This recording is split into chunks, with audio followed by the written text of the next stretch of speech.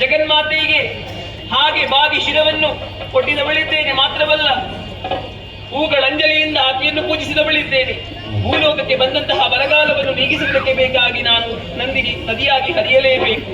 ಇದು ಮಾಘ ಶುದ್ಧದ ಪೌರ್ಣಮಿಯ ಶುಭ ದಿನ.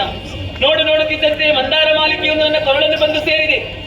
ಭೂಲೋಕಕ್ಕೆ ಬಂದಂತಹ ಬರಗಾಲವನ್ನು ನೀಗಿಸುವುದಕ್ಕೆ ಬೇಕಾಗಿ ಮಾಘ ಶುದ್ಧದ ಪೌರ್ಣಮಿಯ ಈ ಶುಭ ದಿನದಂದು ದೇವದೇನುವಾದಂತಹ ಈ ನಂದಿನಿ ನದಿಯಾಗಿ ಹರಿಯುತ್ತೇನಂತೆ, ನದಿಯಾಗಿ ಹರಿಯುತ್ತೇನಂತೆ, ನದಿಯಾಗಿ ಹರಿಯುತ್ತೇನೆ.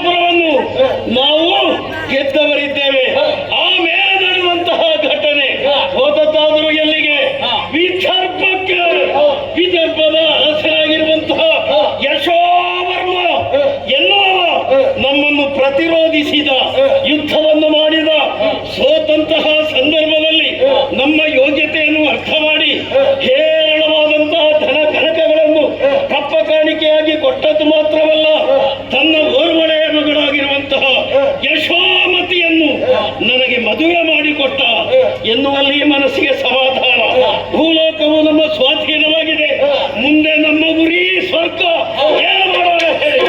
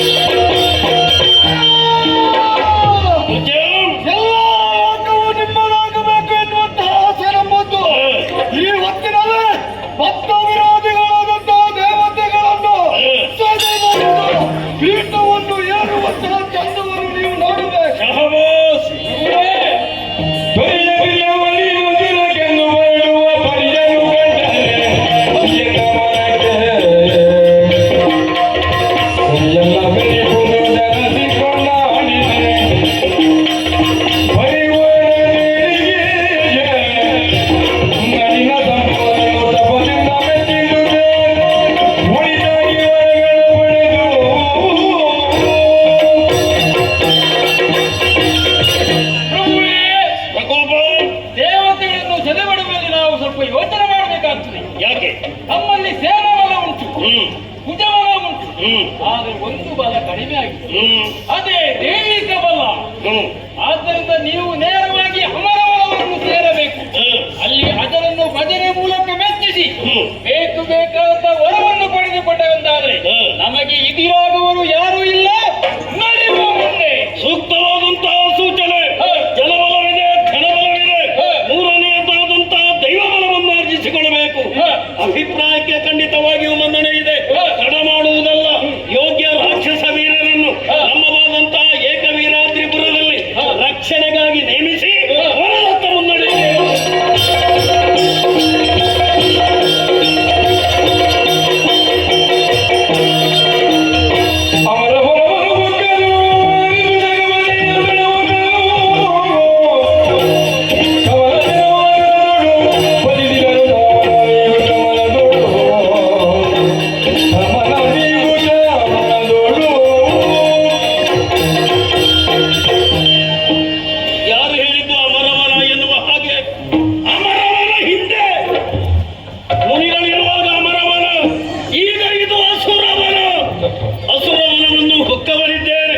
ತಪಸ್ಸಿಗೆ ಇದುವೇ ಸುಸ್ಥಳ ಎನ್ನುವ ಹಾಗೆ ತೀರ್ಮಾನಕ್ಕೆ ಬಂದಿದ್ದೇನೆ.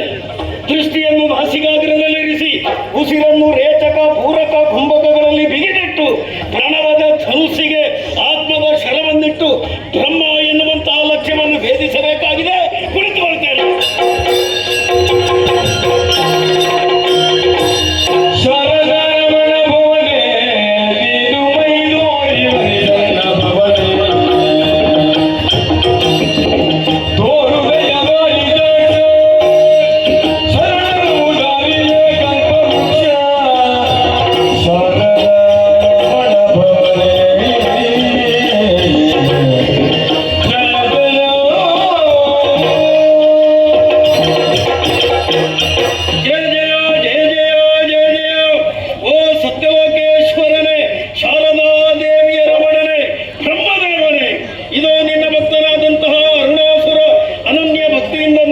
ಧ್ಯಾನಿಸುತ್ತಾ ಇದ್ದಾನೆ. ಆದಷ್ಟು ಬೇಗನೆ ಮೈದೋರಿ ಈ ಭಕ್ತನ ಆಶೆ ಆಕಾಂಕ್ಷೆಗಳನ್ನು ಈಡೇರಿಸು. ಜಯ ಜಯ ಜಯ ಜಯ.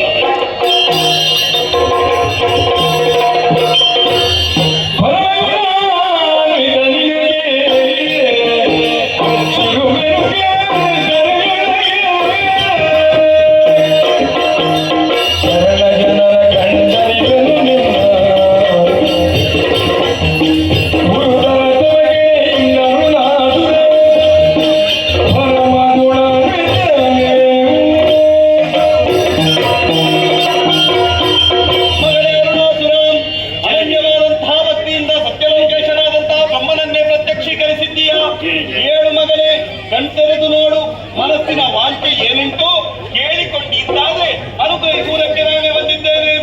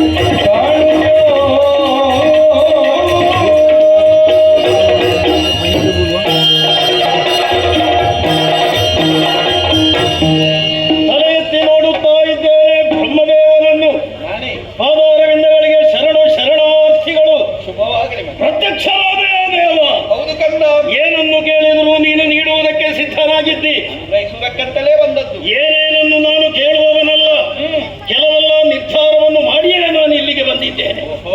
ದೇವೋತ್ತಮರೇ, ಎರಡು ಕಾಲಿರುವ ನಾಲ್ಕು ಕಾಲಿರುವ ಯಾವುದೇ ಪ್ರಾಣಿಗಳಿಂದಾಗಲಿ ಒಳಗಲ್ಲ ಹೊರಗಲ್ಲ ಮೇಲಲ್ಲ ಕೆಳಗಲ್ಲ ಹಗಲಲ್ಲ ರಾತ್ರಿಯಲ್ಲ, ಅಷ್ಟು ಮಾತ್ರವಲ್ಲದೆ ಮೂರು ಮೂರ್ತಿಗಳಾದಂತಹ ನಿಮ್ಮಿಂದಾಗಲಿ ರಮೆ ಉಮೆ ವಾಣಿಯರಿಂದಾಗಲಿ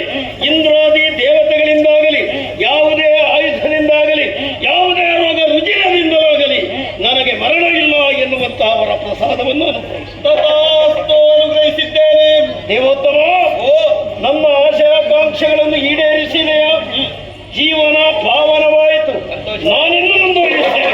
ಮಗನೇ ಅರುಣಾಸುರ, ಗೋವಿಂದ.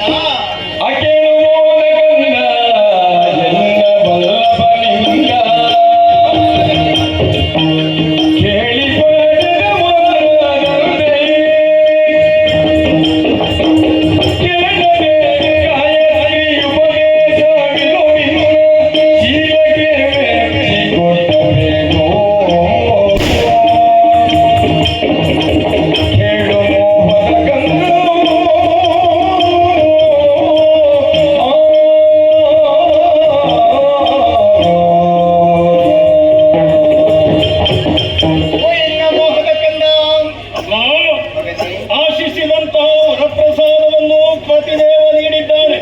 ಇನ್ನೇನು ಪುರವನ್ನು ಸೇರೋಣ ಎನ್ನುವಷ್ಟರಲ್ಲಿ ಮಗನ ಎನ್ನುವಂತಹ ಶಬ್ದ ಕೇಳಿಸಿತು. ಸತ್ಯ. ತಿರುಗಿ ನೋಡಿದ್ರೆ ಶಾರದಮ್ಮನನ್ನು ನಾನು ನೋಡುತ್ತಾ ಇದ್ದೆ. ನೀವು ಪತಿದೇವರೊಂದಿಗೆ ಬಂದಿದ್ದೀರಿ ಎನ್ನುವಂತಹ ವಿಚಾರ ನನಗೆ ತಿಳಿಯದೇ ಹೋಯಿತು. ಕ್ಷಮಿಸಬೇಕು ಎನ್ನುವ ಹಾಗೆ ಕೇಳಿಕೊಳ್ಳುತ್ತಾ ಇದ್ದೆ. ಆದಿತು ಮಗನೇ. ಏನಮ್ಮ ನಿಮ್ಮ ಮಾತು, ಏನು ಪ್ರಸಾದಗಳು? ಮಗನೇ ಅರುಣಾಸುರ, ಅಮ್ಮ, ನನ್ನ ವಲ್ಲಭನಿಂದ ಬೇಕಾದಂತಹ ವರಗಳನ್ನು ನೀನು ಕೇಳಿ ಪಡೆದುಕೊಂಡಿದ್ದೀಯ. ನನಗೆ ಎಷ್ಟು ಬೇಕು ಅಷ್ಟನ್ನು ನಾನು ಪಡೆದಿದ್ದೇನೆ. ಹೌದು ತಾನೆ. ಆದ್ರೆ ನಾನು ಕೇಳದೆ ನಿನ್ನನ್ನು ಅನುಗ್ರಹಿಸುತ್ತೇನೆ ಮಗನೇ. ಬೇಡಮ್ಮ, ನನಗೆ ಬೇಕಾದಷ್ಟು ಸಿಕ್ಕಿಯಾಗಿದೆ. ಅತಿಯಾದನ್ನು ನಾನು ಬಯಸುವುದಿಲ್ಲ. ಬೇಡಮ್ಮ, ನಿಮ್ಮ ಅನುಗ್ರಹ ಇದ್ರೆ ಸಾಕು ನನಗೆ. ಬೇಕಂದ್ರೆ ನಾನು ಪ್ರೀತಿಯಿಂದ ಕೊಡುವುದು. ಯಾಕಾಗಿ? ಯಾಕೆ? ನಿನ್ನ ಶೀಲ ಗುಣಗಳಿಗೆ ಮೆಚ್ಚಿ ಮಗನೇ.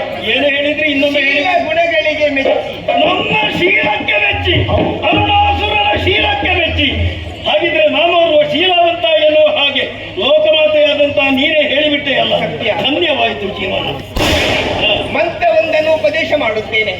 ಮಂತ್ರ? ಹೌದು. ಅದರಿಂದ ಏನು ಪ್ರಯೋಜನ?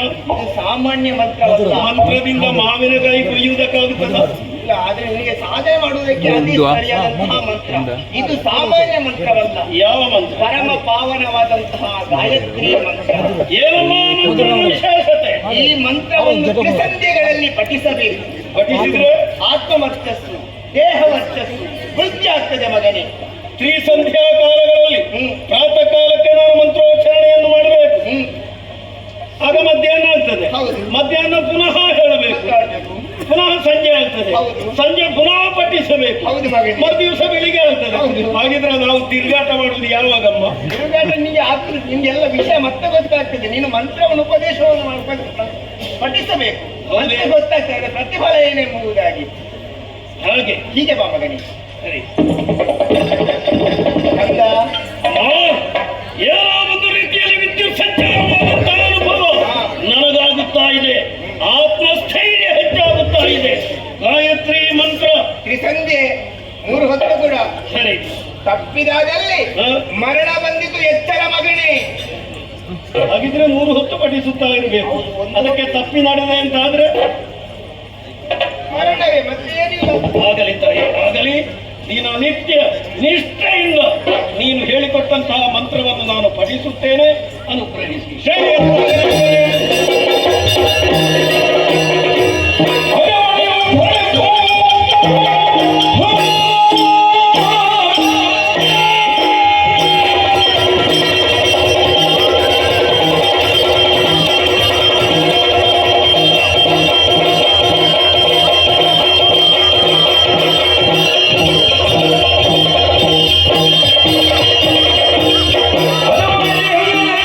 Oh,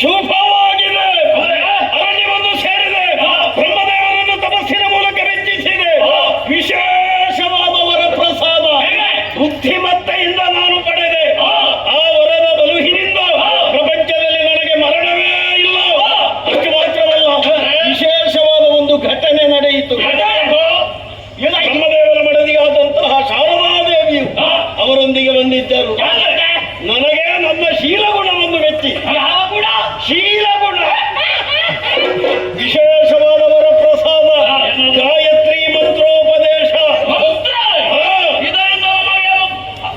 ಸಂಧ್ಯಾ ಕಾಲಗಳಲ್ಲಿ ನಾನು ಪಠಿಸಿದೆ ಎಂದಾದರೆ ಆತ್ಮಶಕ್ತಿ, ಶರೀರ ಬಲ ಎಲ್ಲವೂ ಹೆಚ್ಚಾಗುತ್ತಾ ಇದೆ. ಅಲ್ಲಿಂದ ಪಠಿಸುತ್ತಾ ಇಲ್ಲಿವರೆಗೆ ಬಂದದ್ದು ಏನೋ ಒಂದು ರೀತಿಯ ಉಲ್ಲಾಸ ಅಲ್ವೇ? ವರ್ಚಸ್ಸು ಹೆಚ್ಚಾಗಲಿಲ್ಲ. ಹಾಗಿದ್ದರೆ ಮುಂದಿನ ಗುರಿ ಸ್ವರ್ಗಲೋಕ ಸ್ವಾಧೀನ. ಏನು ಮಾಡುವ?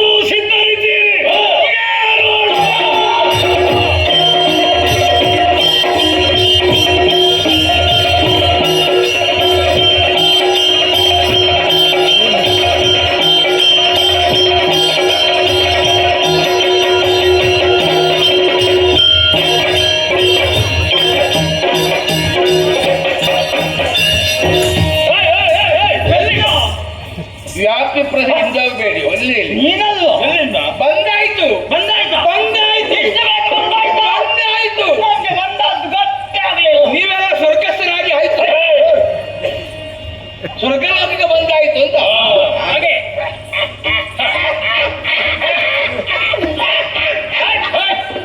ನನಗೊಂದು ನಗು ಹಕ್ಕು ಇಲ್ಲವೇ? ನಮ್ಮ ಮುಂದೆ ಹಾಗೆ ನಗಾಡಬಾರದು. ಹೌದಾ? ಅದೆಲ್ಲ ಆಶ್ಚರ್ಯ. ಯಾವ ಕಡೆ ಕಣ್ಣು ಹಾಯಿಸಿದ್ರು ಎಲ್ಲ ಒಂದೇ ತರದ್ದು. ಎಲ್ಲ ನಮ್ಮವರೇ.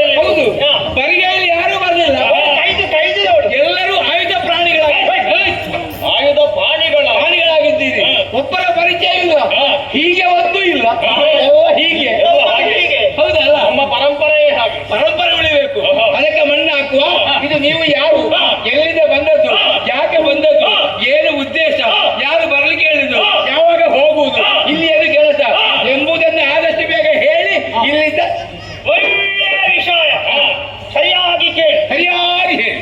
ನಿನಗೆ ಹಳೆಯ ಒಂದು ಪ್ರಸಂಗ ನೆನಪುಂಟ? ಹಳೆ ಪ್ರಸಂಗ ದೇವಿ ಮಹಾತ್ಮೆಯ ಕೊನೆಯ ಭಾಗ ಗೊತ್ತುಂಟ? ಏನಪ್ಪ ಗೊತ್ತಿದೆ, ಯಾವೆಲ್ಲ ಕಣ್ಣಾರೆ ನೋಡಿದೆವು. ಯಾವುದನ್ನು ಹೇಳಿ ನೋಡುವ. ಹೇಳಿಕೆ ನಾಚಿಕೆ ಆಗ್ತವೆ. ಯಾಕ? ಒಬ್ಬ ದೊಡ್ಡವಿದ್ದ ಶುಂಭಾಸುರ ಎಂಬಾದ. ಶುಂಭನ ಶಿಂಬರ ವಧೆ ಆಗುವಾಗ ಒಬ್ಬ ಓಡಿದ ಓಟ ಅಂದ್ರೆ ಹುಲ್ಲು ಹುಟ್ಲಿ ಅಂತ ಅರುಣಾಸುರ. ಇನ್ನು ಇವರಿಗೆ ತಲೆ ಹಾಕಿ ಮಲಗಲಿಕ್ಕೆ ಒಳ್ಳೆಯ ವಿಷಯ ಬಿಡು. ಅವ ಓಡುವಾಗ ಹಿಂದಿನ ನಾನು ಓಡಿಸಿದ್ದು ಅವ ತಿರುಗಿ ಈ ಮುಖದ ಪರಿಚಯ ಉಂಟ ನಿನಗೆ? ನಾನೇ ಓಡಿ ಹೋದವ, ಪುನಃ ಬಂದಿದ್ದೇನೆ. ಆಗ ಓಡಿ ಹೋದದ್ದು ಯಾಕೆ ಅಂತ ಗೊತ್ತಾಯ್ತಲ್ಲ? ಪುನಃ ಬರುವುದಕ್ಕೆ, ಬದುಕುವುದಕ್ಕೆ. ಆಗ ಈ ಮೀಸ ಇಷ್ಟು ದೊಡ್ಡದಿರ್ಲಿಲ್ಲ, ಸಣ್ಣದಿತ್ತು. ಈಗ ಬಲಿಷ್ಠವಾಗಿದ್ದೇನೆ. ನೀವು ಇನ್ನೂ ಇದ್ದೀರಾ? ಹಾಗಿದ್ರೆ ನಾನು ಸಾಯ್ಬೇಕು ಅಂತ ಹೇಳುವುದು ಇದ್ದೀರಾ ಅಂತ ಹೇಳಿದ್ದು. ಮಾತಾಡೋರು ಹೂವಲ್ಲಿ ಎತ್ತವಾರೆ ವರ್ಷ ಎಷ್ಟಾಯ್ತು ಇವರಿಗೆ? ಹಾಗೇ ಇದ್ದ. ಈಗ ಕಿರೀಟ, ಆಗ ಈ ಕಿರೀಟ ಇತ್ತ, ಈಗ ಹೊಸ ಕಿರೀಟ. ತಲೆ ಸ್ವಲ್ಪ ಹಿಂದೆ ಹೋಗಿದೆ. ಇಲ್ಲ ಮುಂದೆ ಬಂದದ್ದು. ಹೌದಾ? ಇದ್ದವ ನಿನ್ನ ಅಪ್ಪ. ನನ್ನಪ್ಪ? ಹಾ, ಯಾರು ನನ್ನ ಅಪ್ಪ? ನಿನ್ನಪ್ಪ ಯಾರು? ನಿನ್ನ ನಮಗೆ ಗೊತ್ತಿಲ್ಲ. ಈ ಯಾವ ಅಪ್ಪನನ್ನು ಕೇಳು ನೀವು? ಅನ್ನ ಕೊಟ್ಟವೋ? ನಾವು ಅನ್ನ ಊಟ ಮಾಡಿದ್ರೆ ಅಲ್ಲ. ನಾವೆಲ್ಲ ಮೂಸುವ ಜಾತಿ ಅಲ್ವಾ? ಆಗ್ರಹಿಸುದು. ಅದೇ ಮೂಸುದಲ್ವಾ? ಭೂಲೋಕ ನಾವಾಗ ಬರ್ತದೆ ನಮಗೆ. ಮೂಸುದಲ್ವಾ? ಆದ್ರೆ ನೀ ದೊಡ್ಡ ಸಾಹಿತ್ಯ ಎಲ್ಲ ಬೇಡ. ಮೋಸ, ಅದು ಸಣ್ಣದಾಯ್ತು. ಹೋಗಿ ಅವರಲ್ಲಿ ಹೇಳು. ಏನಂತ? ಈ ಹಿಂದಿನ ಸೇಡನ್ನು ತೀರಿಸುವುದಕ್ಕೆ ಹಾ. ನಮ್ಮವರಿಗೆ ವಂಚಿಸಿದಂತಹ ಆರೋಪ, ಹ್ಮ್. ಅದನ್ನು ತೀರಿಸುವುದಕ್ಕೆ ಆಗಿ ಬಂದಿದ್ದೇವೆ. ಕೊಡಲಿ ಅಧಿಕಾರ, ಕೊಡದಿದ್ದರೆ ಬರಲಿ ಸಮರಕ್ಕೆ. ಯಾರು? ನಿಮ್ಮ ಅಪ್ಪರಲ್ಲಿ ಹೇಳು. ಇದು ನಾಚಿಕೆ ಆಗುದಿಲ್ಲ. ಯಾಕೆ? ಯಾರ್ಯಾರ ಸಂಪತ್ತಿಗೆ ಕಣ್ಣು ಹಾಕುದು. ನಿಮಗೆ ದೊಡ್ಡ ಸುಳ್ಳಿಗೆ ಸಂಕಟ ಹೋಗುದು. ನಮ್ಗೆ ಬೇಕು ಅಂತಲ್ಲ, ನಿಮ್ಮಲ್ಲಿ ಉಂಟಲ್ವಾ? ಓ, ಅದು ನೀವು ಅನುಭವಿಸಬಾರದು. ನೀವು ಅನುಭವಿಸಬಾರದು. ನಿಮಗೆ ಸಿಗಬೇಕು ಅಂತ. ಹಾ. ಏನೇ ಧರ್ಮಕ್ಕೆ ಕೊಡ್ಲಿಕ್ಕೆ ನಮಗೆ ಧರ್ಮಕ್ಕೆ ಸಿಕ್ಕಿದ ನಮ್ಮ ಯಜಮಾನರು ಮೇಘವಂತ ಪರ್ವತದಲ್ಲಿ 100 ಇದು ಮಾಡಿ ಯಾರು ಮಾಡಿದ್ದು? ಇವರು ಯಾಗ ಮಾರರೆ ಹೇಳಲಿಕ್ಕೆ ಹೊರಟರು. ನಮಗೆ 3 ಮೂಟೆ ಕೊಟ್ಟದ್ದು. ಈಗ ಕೈ ಎತ್ತಿ ಕೊಡೋ ಹಕ್ಕು ನಮಗಿಲ್ಲ. ಒಂದು ವೇಳೆ ಕೊಟ್ಟದ್ದು ಹೌದು ಅಂತ ಆದ್ರೆ ನಾಳೆ ಅವರ ಬಂದು ಕೇಳ್ತಾರೆ, ದೇವೇಂದ್ರ ಅವರೇ ಕೊಟ್ಟದ್ದು ಯಾಕೆ ಅಂತ. ನಿನಗೆ ಅವನಿಗೆ ಗೊತ್ತಿಲ್ಲದಂತಹ ಅಧಿಕ ಪ್ರಸಂಗ ನಿನಗುಂಟು. ಅದರ ನಿನಗೆ ಯಾಕೋ? ಯಾಕೆಂದ್ರೆ ಅವ್ರಿಗೆ ಅದು ಸ್ವರ್ಗದ ಬಿಟ್ಟು ಕೊಟ್ಟರೆ ನನಗೆ ಕೆಲಸ ಇಲ್ಲ ಅಂತ ಆಗ್ತದೆ. ನಿನಗೆ ಕೆಲಸ ಯಾವುದು? ನಿಮ್ಮನ್ನ ಹೆಚ್ಚು ಮಾಡಿ ದ್ವಾರ ಕಾಯುವುದು ಮಾತ್ರ. ದ್ವಾರ ಕಾಯ್ದು ಮಾತಾಡಲ್ಲ. ನಾವು ನಪುಂಸಕರಲ್ಲ, ರಣ ಹೇದಿಗಳಲ್ಲ, ಕೈಗೆ ಬಳೆ ಇಟ್ಟವರಲ್ಲ. ನಮ್ಮಲ್ಲಿ ಕೂಡ ಬಡಿಯುವುದಿಲ್ಲ. ಯಾಕೆ ಬಡಿಯುವುದಿಲ್ಲ? ಬಡಿಯುವ ಸಮಸ್ಯೆ ಅಲ್ಲ. ನಾನು ಬಡಿದ ಪರಿಣಾಮ ಏನಾಗ್ತದೆ? ನೀವು ನನಗೆ ಬಡಿತೀರಿ. ಹಾಗಲ್ಲ, ಹೋಗುವುದಿಲ್ಲ. ಆಗ ನೀವು ಹೋಗ್ತೀರಿ ಇಲ್ವೋ? ನನ್ನನ್ನು ಕೆಳಗೆ ಬೇಡ.